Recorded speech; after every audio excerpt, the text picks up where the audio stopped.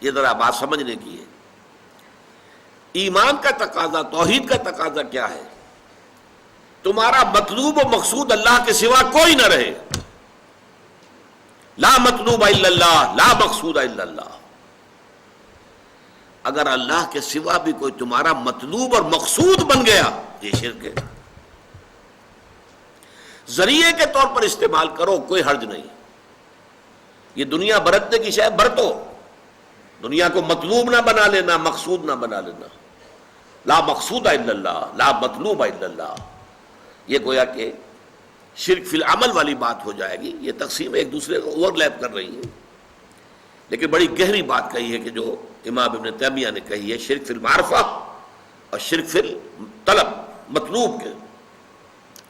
لیکن میں یہاں جس پہلو سے، جس انداز میں تقسیم کر رہا ہوں اور اس کو بیان کروں گا، وہ یہ ہے، یہ زیادہ سائنٹیفک انداز ہے میرے نزدیک، واللہ عالم. وہ 3 قسم کا شرک ہے. شرک فی الذات، اللہ کی ذات میں کسی کو شریک کر دینا.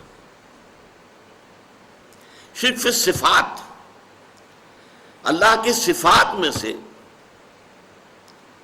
کسی کو کسی پہلو سے کسی صفت کے ہم پلہ بنا دینا. شرک فی الحقوق، جو اللہ کے حقوق ہیں ان میں کسی اور کو شامل کر دینا. شرک فی الذات، شرک فی الصفات، شرک فی الحقوق.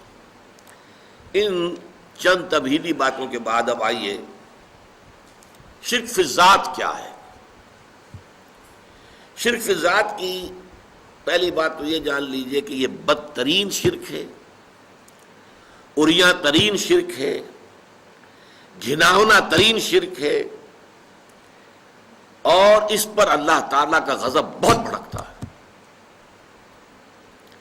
اس کی 2 قسمیں دنیا میں رائج ہوئی ہیں، اور بدقسمتی دیکھیے کہ اس کی بدترین شکل وہ ہے جو انبیاء اور رسولوں کی امتوں میں پیدا ہوئی. حضرت ابراہیم علیہ السلام کے پیروکار کہلاتے تھے یہ، جو عرب میں آباد تھے، قریش، ملت ابراہیم پر ہمیں.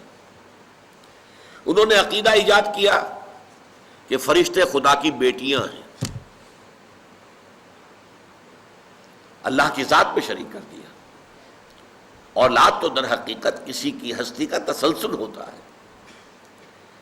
اولاد اور والد، ان کے درمیان ایک ہی نوع ہوگی.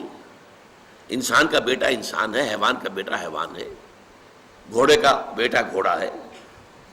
لہذا خدا کا بیٹا خدا ہے، خدا کی بیٹی خدا ہے. اس قدر قریب لے آنا مخلوق میں سے کسی کو اللہ کے ساتھ، باقی چیزوں میں کوئی ٹھوکریں کھائی ہیں علمی اعتبار سے، تعویل کے اعتبار سے، یہاں تو یوں سمجھیے کہ عریاں گھناؤنا ترین شرک ہے. یہ شرک یہود میں بھی پیدا ہوا، ان کے ایک حصے میں. بحیثیت مجموعی یہودی اس کا شکار نہیں ہوئے، اور اس کو ماننا پڑتا ہے کہ یہودی شرک فی العقیدہ جہاں تک تعلق ہے اس سے اکثر و بیشتر بحیثیت مجموعی بچے رہے، توحید فی العقیدہ پر قائم رہے، اور آج تک بھی ہے، اس میں کوئی شک نہیں. لیکن ان کا ایک زمانے میں حضرت عزیر علیہ السلام کے بارے میں آیا، وقالت الیہود عزیر ابن اللہ، عزیر اللہ کے بیٹے ہیں.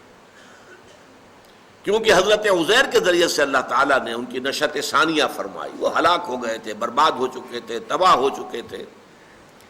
نبوکدنضر نے ان کا شہر جو ہے اجاڑ دیا تھا، اینٹ سے اینٹ بجا دی تھی، ان کا ہیکل سلیمانی گرا دیا تھا، بالکل ہموار کر دیا زمین کے ساتھ. اور وہ 6 لاکھ کو قتل کر کے 6 لاکھ کو قیدی بنا کر لے گیا بیبیلونیا، عراق میں. اس قدر پستی کے بعد پھر حضرت عزیر علیہ السلام ذریعہ بنے.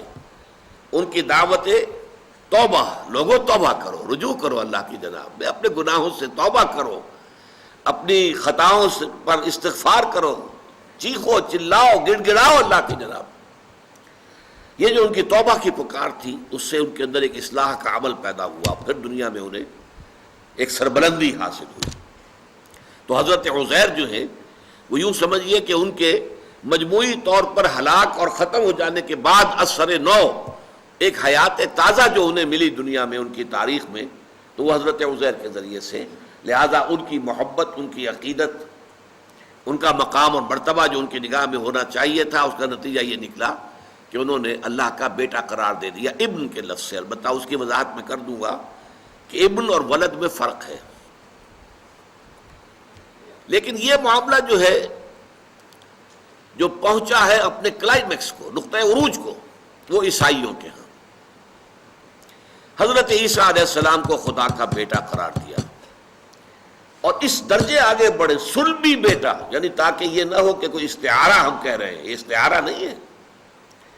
استعارتاً تو ہم سبھی اللہ کے بیٹے ہیں، اللہ ہم سب کا باپ ہے، جیسا اللہ تعالیٰ جو ہے بائبل میں بھی آتا، حضرت مسیح کہتے ہیں میرا اور تمہارا آسمانی باپ، جیسے باپ جو ہے اولاد کی پرورش کرتا ہے ایسے اللہ پالتا ہے تمہیں، تو ایک مشابہت ہے باپ میں اور اللہ میں، اس کی ربوبیت، لیکن وہ مشترک لفظ ہو، میرا اور تمہارا آسمانی باپ، لیکن انہوں نے وہ حضرت مسیح علیہ السلام کو خاص صلبی بیٹا قرار دیا، ولد، اولاد، اصل اولاد، صلبی بیٹا۔ یہ جو بدترین شرک ہے، دیکھیے اس کا توڑ کرنے کے لیے قرآن مجید میں سب سے نمایاں تو وہ چھوٹی سی سورت، سورہ اخلاص، اور وہ ثلث قرآن کے مساوی قرار دی حضور نے، تہائی قرآن کے برابر ہے اپنے مرتبے اور اپنے مقام کے اعتبار سے۔ قل هو اللہ احد اللہ الصمد لم یلد ولم یولد ولم یکن لہ کفوا احد، کہہ دو وہ اللہ اکیلا ہے، تنہا ہے، تمام کائنات کا سہارا ہے، نہ اس نے کسی کو جنا نہ وہ جنا گیا، اور کوئی اس کا کفو نہیں ہے، ہم پلہ، ہم سر، برابر۔ کفو کا لفظ اردو میں بھی مستعمل ہے، برابری والے۔ تو چونکہ اولاد جو ہے وہ تو آپ کو معلوم ہے کہ پنجابی میں ایک لفظ استعمال ہوتا ہے شریکہ، یہ چچا تائے کے بیٹے جو ہیں یہ شریکہ ہوا نا ان کا، تو یہ تو گویا کہ اگر اللہ کے ساتھ کسی کو بیٹا بیٹی بنا دیا جائے تو شریکہ ہو گیا اللہ کے ساتھ، اور شریکہ جو ہے وہ دشمنی کی بنیاد ہوتی ہے۔ اسی طریقے سے بڑی پیاری آیت ہے سورہ بنی اسرائیل کی آخری، قل الحمد للہ الذی لم یتخذ ولدا ولم یکن لہ شریک فی الملک ولم یکن لہ ولی من الذل وکبرہ تکبیرا۔ کہہ دو کل تعریف، کل ثنا، کل حمد اس اللہ کے لیے ہے جس نے کسی کو اپنا بیٹا نہیں بنایا،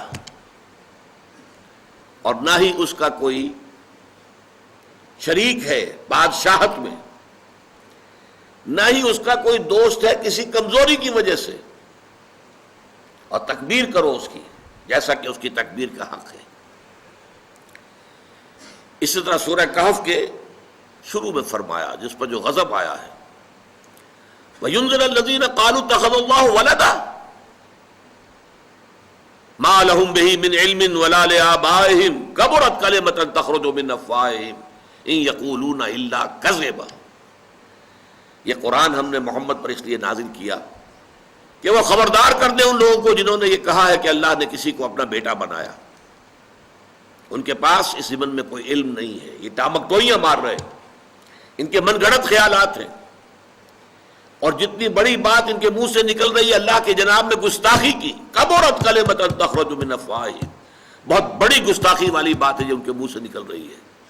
ان یقولون الا کذبا، اور وہ کچھ نہیں کہہ رہے مگر جھوٹ۔ فلعلک باخع نفسک علی آثارہم ان لم یؤمنوا بہذا الحدیث اسفا۔ تو اے نبی شاید کہ آپ ان کے انجام اور ان کے بعد میں جو حالات آنے والے ہیں اس پر صدمے سے اپنے آپ کو ہلاک کر لیں اگر وہ یہ اس قرآن پر ایمان نہ لائے اور اس اپنی شرک سے باز نہ آئے۔ اس ضمن میں جو ضربہ سلام ہے قرآن مجید کا، ہر موضوع پر قرآن مجید کی ایک چوٹی کسی جگہ پر وہ مضمون جو ہے وہ اپنی انتہائی بلندی پر آ جاتا ہے، انتہائی بلندی پر۔